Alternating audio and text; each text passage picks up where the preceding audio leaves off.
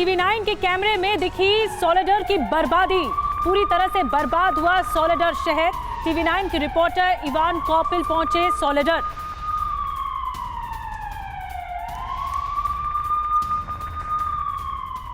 Right now we are in Soledar. We are moving with soldiers of Wagner Group to Bakhmut side. But right now we're in Soledar. As you can see, this city is totally destroyed. All houses are just ruined.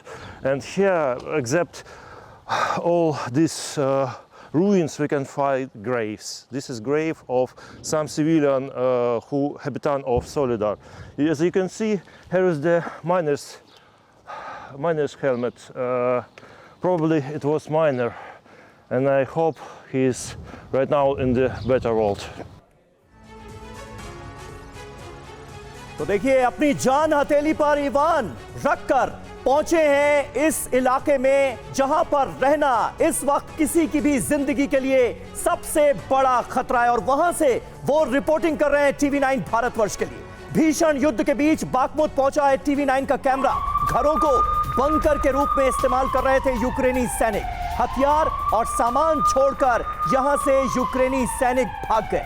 यूक्रेनी post के आसपास नजर आए हमें अमेरिकी हथियार भी, जिसकी एक्सक्लूसिव तस्वीरें इस वक्त टीवी9 भारतवर्ष पर आपके सामने हैं। जो तस्वीरें बाखमुत से, सोलेडर से सामने आई हैं, वो अपने आप में दिल दहला देने वाली हैं। और कुछ तस्वीरें ऐसी हैं जिन्हें हम आपके सामने नहीं रख सकते, क्योंकि ये विभत्स तस्वीरें हैं और इसीलिए हमने उन्हें ब्लर कर दिया है।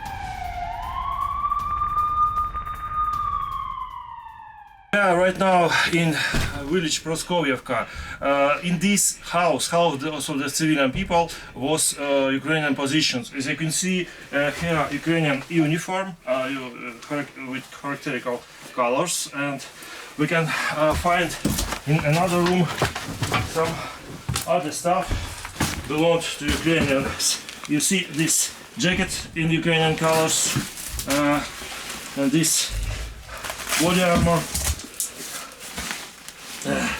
And some other stuff. So, and outside we saw some American weapons. So we see that Ukrainian fighting with Europe and USA against Russia.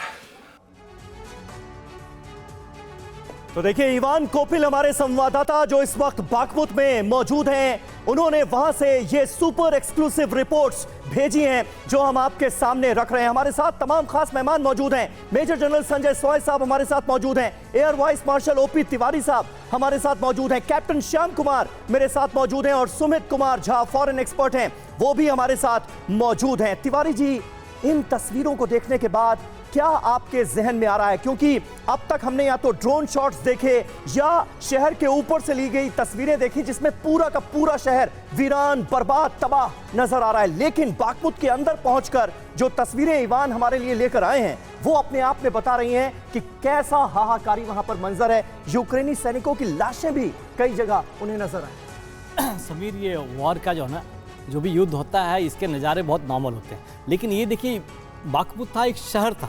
It is not a war, front पर लड़ाई नहीं हो रही थी, एक शहर था। वहाँ पर भी अटैक जो है बहुत ज़्यादा अटैक, मतलब कंसंट्रेटेड अटैक नहीं थे, लिमिटेड थे ताकि लोगों को परेशानी कम हो। लेकिन जिस तरीके से इन्होंने अर्बन एरिया को एक आइडेंटिफाई करके वहीं से अटैक कर रहे थे। मैं इस पर बात करना चाह रही हूँ। जो बूचा में आपने देखा था, किस तरह की बर्बरता जो कहेंगे, सिविलियंस मारे जाएंगे तब, लेकिन सिविलियंस भी अगर बंदूक लेके खड़े आए हैं तो भी मारे जाएंगे। जवान भी मारे जाते हैं, लोगों की बर्बरता होती है। लेकिन ये तरीके से कि उनको पकड़ के जब POW बन गए हैं उनको मारें, वो बर्बरता है। लेकिन लड़ाई के दौरान जो मारे गए हैं, सर जो कह रहे हैं, जो बात की अर्बन एरिया है, तो क्या अर्बन वॉरफेयर की तस्वीरें ऐसी होती? देखिए, मैं जहां तक समझता हूं इस युद्ध को, जब पुतिन ने जब लड़ाई शुरू की थी और जब वो 8, 9, 10 किलोमीटर का कॉन्वॉय लेके जब वो कीव पहुंचे थे और वहां से जब उन्होंने विड्रॉ किया और या पूरा 600 माइल का 6000 किलोमीटर तक उन्होंने नॉर्थ ईस्ट छोड़ दिया, ये सब इसलिए हुआ कि वो ये नहीं चाहते कि वो एक वॉर क्राइम डिक्लेयर कर ले अपने आप को विश्व में, तो कोलैटरल डैमेज नहीं चाहते थे। और जेलेंस्की की सेना इस तरह से सेना है कि उनकी 6 लाख की सेना 15 लाख की सेना 4 दिनों के अंदर बन गई थी। तो वो बच्चा जब लड़ने लगा, जब गैरिसन बना दिया कीव को और खेरसन को भी गैरिसन बना दिया, तो इन्होंने टैक्टिकल विड्रॉ किया। बाखमुत में ये नहीं चाहते, वो बूचा नहीं चाहते, कोलेटरल डैमेज नहीं चाहते, तो वो सिविलियंस को नहीं मारना चाहते। और बाकी जो चीजें हो रही हैं, जो आप देख रहे हो पॉकेटेड जो शब्द दिख रहे हैं आपको, ये तो वार का एक रूप है, इसको तो हमें एक्सेप्ट करना पड़ेगा। मैं 4 लाइनों में कहना चाहूंगा, रशिया जो है चलता जा रहा है, अदृश्य ताकतों के अंदर है। चाइना कहता है अंतहीन युद्ध है, आप कह रहे थे रवि। देखिए ये मामला है बड़ा संगीन, चारों तरफ खौफ, पूरा यूक्रेन गमगीन, चारों तरफ खौफ, पूरा यूक्रेन गमगीन। ये युद्ध नहीं 2-4 दिन, लगता है अंतहीन। बड़ी बात आपने कही, ये युद्ध नहीं 2-4 दिन, लगता है अंतहीन, यानी ये चल ही रहा है और थम नहीं रहा है। क्रीमिया को लेकर ज़ेलेंस्की का बड़ा बयान, रूस से क्रीमिया वापस लेकर ही रहेंगे, क्रीमिया के साथ ही यूक्रेन का युद्ध शुरू हुआ, ये ज़ेलेंस्की का कहना है। क्रीमिया वापस हासिल करने के साथ ही खत्म होगी ये जंग। ज़ेलेंस्की ने फिर से क्रीमिया को लेकर ये दावा किया है।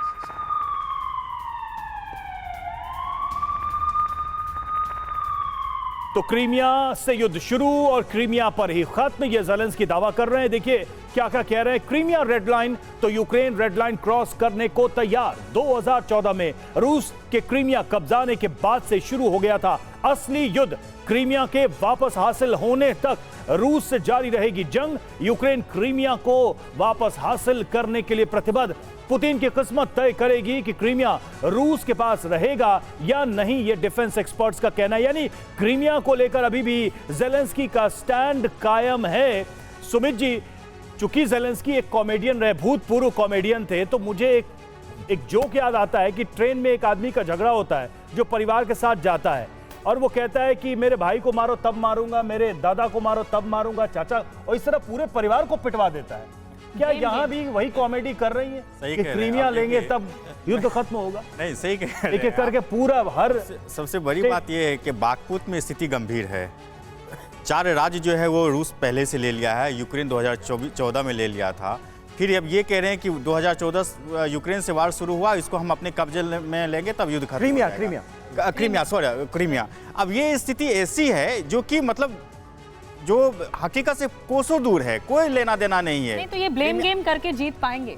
नहीं, ये ब्लेम गेम नहीं है, किसी तरीके से अपनी स्थिति को कंसोलिडेट करने का एक प्रयास ऐसा है जिसमें कोई हकीकत नहीं है। किसी तरीके से ये चाह रहे हैं कि अमेरिका देखे, थोड़ा समर्थन मिलता रहे, नाटो से कुछ समर्थन मिलता रहे, और इसी स्थिति से ये बाखमुत में, देखिए बाखमुत के बाद ज़पोरिज़िया की जो स्थिति होगी वो दूसरी सबसे बड़ी महत्वपूर्ण स्थिति होने जा रही है। अब बाखमुत जब जैसे ही रूस बाखमुत पे अपना, नहीं, सवाल ये भी है ना कि बाखमुत आपने लूज कर दिया, इसके बाद भी आपके अंदर दम है क्रीमिया को लेकर आप दावे कर रहे, रेड लाइन क्रॉस करने की आप बात कर रहे हैं सुमित जी। निश्चित रूप से वही तो मैं कह रहा हूं कि क्रीमिया किस आधार पर आप करें। अगर ये स्थिति होती है कि बाखमुत में उनकी स्थिति मजबूत है, रूस को पीछे वो धकेल दिए, माना जा सकता था। लाजमी सी बात है कि क्रीमिया को आप शायद कहीं कब्जे में कर ले, आपकी स्थिति मजबूत है। लेकिन आप कह रहे हैं कि बाखमुत के बाद अगला जो टारगेट है वो ज़पोरिज़िया है। निश्चित रूप से यूक्रेन ने फिर की अमेरिकी पेट्रियट मिसाइल की मांग। रूसी किंजल मिसाइल से मुकाबले के लिए बताया जरूरी। रूस के अंधाधुंध मिसाइल हमले से परेशान यूक्रेन की ये मांग है, ये गुहार है। और आइए आपको बताते हैं, ये जो किंजल की काट है, पेट्रियट मिसाइल, इसकी डिमांड, इसकी मांग आखिर क्यों हो रही है और क्या ये ख्वाब की तरह हो सकती है? यूक्रेन के शहरों पर रशियन मिसाइल की सुनामी देखकर घबराए ज़ेलेंस्की। रूस ने एक ही रात में यूक्रेन में 81 मिसाइलों से अटैक किया है, जिसकी वजह से पूरा यूक्रेन कांप रहा है। रशियन हमलों में 6 किंजल और लगभग 70 क्रूज मिसाइलों से इस्तेमाल इसका किया गया। अमेरिकी patriot defence system in missile को इंटरसेप्ट करने में सक्षम होता है, इसीलिए डिमांड ज्यादा है। पेट्रियट डिफेंस सिस्टम से किंजल मिसाइल को भी गिराना संभव है, इसीलिए आप समझ सकते हैं कि तिवारी सर, मैं आपके पास आ रही हूँ, ये जो किंजल वर्सेस पेट्रियट का जो मुकाबला है, जो हमने तुलना बताई दर्शकों को, क्या ये जो डिमांड की जा रही है, क्या ख्वाब भर तो नहीं है? अमेरिका क्या कोशिश करेगा इस तरह पेट्रियट मिसाइल सिस्टम को देने का, ताकि जो डिफेंसिव होकर इन मिसाइलों को रोक सके, इनके हमले नाकाम कर सके ज़ेलेंस्की? निधि, पैट्रियट सक्षम तो है, पैट्रियट कुछ देने की पहले कुछ बात भी हुई थी, अब कुछ दे भी सकता है। लेकिन यूक्रेन इतना बड़ा देश है कि ये किंजल जो है खाली कीव पर या खार्किव पर या ओडिशा पर तो नहीं लॉन्च कर सकते, वो कहीं भी कर सकते हैं। तो जहां पर भी ये पैट्रियट डिप्लॉय होगी उसको अवॉइड करके रशिया मिसाइल अलग पोर्शन में यूज करेगा। तो डिप्लॉयमेंट ज्यादा होना चाहिए। हाँ, बहुत नंबर चाहिए। इतना नंबर इनको काउंटर करने के लिए क्वांटिटी में बहुत ज्यादा चाहिए, तभी जाकर रोक सकते हैं। लेकिन उन्हें एक बैटरी या 2 बैटरी दे दी, उससे ज्यादा कुछ खास फर्क नहीं पड़ता। ओनली थिंग दैट कि अपने महल के पास और अपने ऑफिस के पास उसको सेव कर सकते हैं जेलेंस्की जी उसके साथ, ताकि इनके ऊपर कोई अटैक ना हो। ठीक है, यानी एयर डिफेंस की भी अपनी एक लिमिट है और वो लिमिट साफ नजर आती है और उस लिमिट को भी क्रॉस रूस कर सकता है, वो पूरी क्षमता उसमें नजर आ रही है। यूक्रेनी मिलिट्री की तरफ से रूसी बेस पर बड़ा अटैक किया गया इस बार। यूक्रेन ने रूस के 13 बेस को एक साथ निशाना बनाया। रूस ने भी यूक्रेन के 12 ठिकानों पर जवाबी कार्रवाई करते हुए बड़ी एयर स्ट्राइक को अंजाम दिया।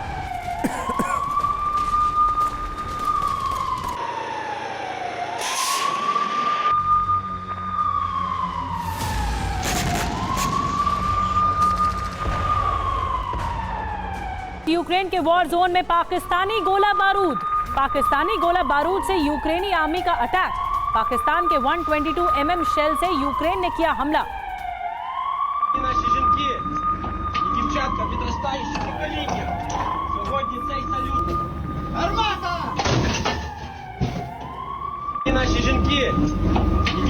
підростаючого покоління. Сьогодні цей салют. Гармата! यूक्रेन युद्ध के बीच डेली मेल की रिपोर्ट में बड़ा दावा किया गया है। अगले 2 साल के लिए रूस ने कर रखी है पूरी तैयारी। 2 साल तक युद्ध के लिए रूस के पास पर्याप्त हथियार मौजूद हैं। रूस को किसी दूसरे देश से हथियारों के लिए मदद की जरूरत भी नहीं है। ये क्लियर हो रहा है इस रिपोर्ट में। देखिए, लगातार ये जानकारियां, ये बातें, ये खबरें सामने आ रही थी कि युद्ध में हथियार कम पड़ रहे हैं रूस को, और जो अत्याधुनिक हथियार हैं उनकी कमी की बातें भी रह रहकर सामने आई। लेकिन ये रिपोर्ट उन सारी खबरों को खारिज करती हुई नजर आ रही है जिसमें बताया जा रहा है कि 2 साल तक, अगले 2 साल तक युद्ध लड़ने के लिए रूस के पास पर्याप्त हथियार मौजूद हैं। रूस तैयार है 2 साल क्या और वॉर खिंचने वाली है। जी हां, लिथुआनिया मिलिट्री इंटेलिजेंस सर्विस के हवाले से यह बड़ी खबर आज हम आपको बता रहे हैं। अगले 2 साल तक यूक्रेन पर ताबड़तोड़ अटैक कर सकता है रशिया और यूक्रेन के शहर कर सकता है बर्बाद। लंबी तैयारी के साथ रूस ने यूक्रेन पर हमला किया है। यह बड़ी बात निकलकर सामने आई है इस रिपोर्ट में। 2 साल तक युद्ध के लिए रूस के पास पर्याप्त हथियार मौजूद हैं। अगले 2 साल तक यह तबाही, यह बर्बादी जारी रख सकता है रशिया। चीन, ईरान और नॉर्थ कोरिया के बिना भी युद्ध लड़ सकता है रूस। देखिए, यह बात सामने आ रही थी कि रूस के साथ कौन, तो इन मुल्कों का जिक्र होता था। अब यह कहा गया है कि इनके बिना भी युद्ध लड़ने में सक्षम है। शीत युद्ध के बाद से ही हथियार और गोला बारूद जमा कर रहा था रशिया, और अब ये बड़ी जानकारी हमारे साथ मेजर जनरल संजय स्वाय साहब मौजूद हैं। स्वाय साहब, 2 तरह की बातें नजर आती हैं। एक तरफ यह कहा जाता है कि रूस की पकड़ जो है वो ढीली पड़ रही है, हथियारों की कमी, सैनिकों की कमी, इन सारी बातों का जिक्र होता है। और दूसरी तरफ यह कहा जा रहा है कि 2 साल तक इसी तरह से यूक्रेन के शहरों की बर्बादी जारी रख सकता है रशिया। किस पर आपको ज्यादा यकीन होता है?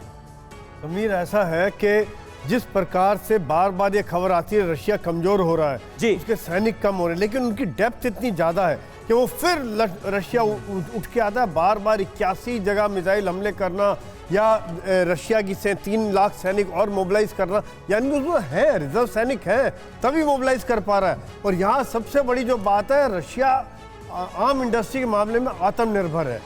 यही बात है जिसकी वजह से वो वॉर को लंबा खींच सकता है, उसके अंदर क्षमता है। आत्मनिर्भर नहीं होता, इंपोर्ट करना होता तो 1 हफ्ता लड़ाई नहीं चलती, 15 दिन 1 महीने के बाद ठंडा पड़ जाता काम। आज यूक्रेन थोड़े दिनों बाद ही फिर पश्चिम देशों की तरफ देखने लगता है कि मुझे हथियार दो। अगर रशिया की ये हालत होती कि बाहर देखना पड़ता तो इतना लंबा युद्ध नहीं चल सकता था। यहाँ पर मैं भारत के लिए भी एक बहुत बड़ा लेसन है, जो हमारी आत्मनिर्भर भारत वाली बात है, खास तौर से आर्म इंडस्ट्री के लिए ये दिखाता है कि कितना जरूरी है कि हमने आत्मनिर्भर होना है। लेकिन बड़ा सवाल ये कि क्या 2 साल और युद्ध खिंचेगा? बड़ी बात ये हम निकलकर सामने आई। एक ब्रेकिंग न्यूज बता दें, जर्मन कंपनी का यूक्रेन को बड़ा ऑफर। जर्मनी कंपनी राइनमेटल ने यूक्रेन को बड़ा ऑफर दिया है। यूक्रेन को KF-51 टैंक खरीदने का ऑफर दिया गया है। KF-51 टैंक खरीदने के लिए यूक्रेन ने भी रुचि दिखाई है। चलिए तो आपको बताते हैं कि वॉर जोन में जर्मन KF-51 टैंक जल्द। तो ये क्या है KF-51 टैंक? लेपर्ड 2 टैंकों की सप्लाई में देरी होता देख यूक्रेन ले सकता है ये बड़ा फैसला। अब तक अमेरिका के अब्राम्स टैंक भी नहीं पहुंचे यूक्रेन, तो ये कमी की वजह से, किल्लत की वजह से बड़ा फैसला हो सकता है। पोलैंड और दूसरे देशों से भी टैंक मिलने में देरी के चलते फैसला लिया जा सकता है। ज़ेलेंस्की फैसला ले सकते हैं। जर्मन कंपनी राइन मेटल के ऑफर पर जल्द फैसला यूक्रेन लेगा। जर्मनी के आधुनिक टैंकों में से एक है KF-51 पैंथर। राइन मेटल ने यूक्रेन में टैंक फैक्ट्री लगाने का भी ऑफर दिया है। सुमित जी, मैं आपके पास आ रही हूँ। ये तो अपग्रेडेशन है हथियार का, टैंक्स का, आगे किस तरह से जंग लड़ी जाएगी, लेकिन और 2 साल युद्ध खिंचेगा। मैं एक रिपोर्ट देख रहा था, उसमें ये नाटो का रिपोर्ट था शायद, उसने वो भी ये इस बात पे फोकस कर रहे थे कि आगामी कम से कम 1 साल तक ये युद्ध और चलेगा और इसके लिए यूक्रेन को तैयार करना होगा। लेकिन देख लीजिए विरोधाभास, अभी तक लेपर्ड नहीं मिला, अब्राहम की क्या स्थिति इसके बारे में पता नहीं। जर्मनी की ये कंपनी ने कही है कि हम KF-51 देने के लिए तैयार हो रहा है और यूक्रेन भी रुचि दिखा रही। कुल मिला के आउटडेटेड है, बहुत ज्यादा नहीं, कोई ज्यादा फर्क पड़ने वाले। तो कुल मिला के और सर जो एक आध पहुंचे भी हैं वॉर जोन, उनकी क्या हालत हुई? हमने देखा सफेद हाथी साबित हो रहे हैं। वहां पर जो जमीन इतनी सॉफ्ट है उसमें जाकर फंस गए, उसके दलदल में जाकर कीचड़ में। अब देखिए एक और बड़ी खबर है, यूक्रेन युद्ध के बीच ब्रिटिश मीडिया रिपोर्ट में बड़ा दावा, पुतिन के करीबी ही उन पर लगातार सवाल उठा रहे हैं। क्रेमलिन लीडर समझ चुके हैं यूक्रेन जंग जीत रहा है। अब देखिए, हालांकि वेस्ट लगातार ये दावे कर रहा है, तो क्या उन्हीं दावों की एक और सीरीज है जो ब्रिटिश मीडिया दावा कर रहा है? रूस को हारता देख पुतिन पर सवाल उठा रहे हैं उनके करीबी। हालांकि ये जो दावा है ब्रिटिश मीडिया का, वो अभी प्रेजेंट सिनारियो की बात की जाए तो हकीकत से दूर जरूर नजर आता है, क्योंकि वॉर जोन में, वॉर फील्ड में, युद्ध के मैदान में इस वक्त रूस किस तरह से बढ़त हासिल करता हुआ नजर आ रहा है, वो लगातार तस्वीरों के जरिए सामने आ रहा है। खैर, पश्चिम का दावा क्या है, ब्रिटिश मीडिया क्या दावा कर रहा है और क्या वाकई में रूस जंग हार रहा है? पहले दावा देखिए, सोर्स है ब्रिटिश मीडिया। हर गुजरते दिन के साथ रूस हार की तरफ बढ़ता हुआ नजर आ रहा है, यह ब्रिटिश मीडिया का दावा।